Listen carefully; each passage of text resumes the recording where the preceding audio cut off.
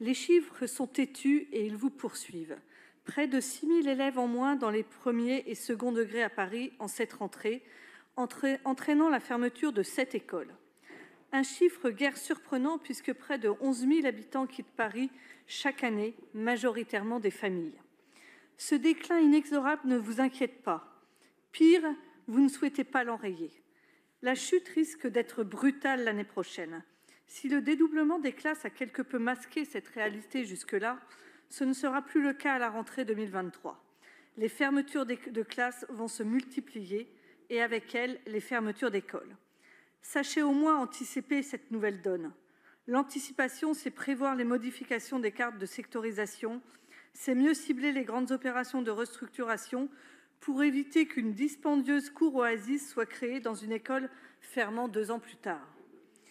L'anticipation, c'est aussi un enjeu fort de la rentrée dans la restauration scolaire.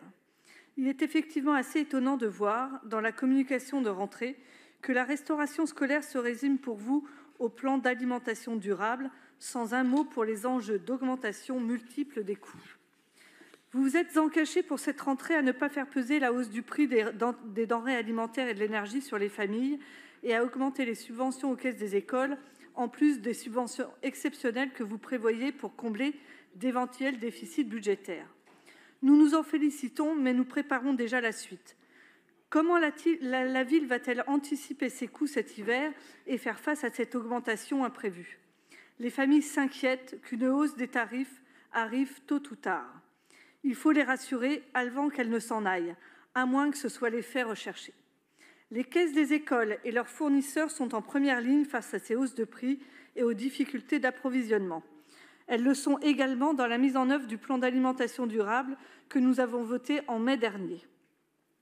Nous sommes tous attachés à sa réussite, mais il ne doit pas être un dogme idéologique, il doit aussi s'adapter à la réalité.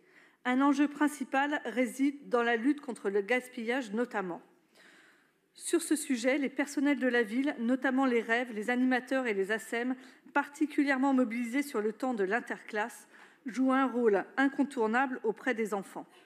Leur mobilisation est cruciale pour l'éducation alimentaire des enfants, pour les habituer à manger de tout, pour leur apprendre à ne pas gaspiller. Il est de notre rôle d'accompagner ces agents en proposant des formations, des activités, des maquettes pédagogiques qui leur font défaut aujourd'hui. Madame la maire, alors que l'année scolaire, déjà bien entamée, est marquée par l'inquiétude des familles, nous devons nous tenir à leur côté avec pragmatisme et discernement, et cela passe par un soutien accru aux agents de la ville qui travaillent chaque jour à la réussite scolaire et éducative de nos enfants.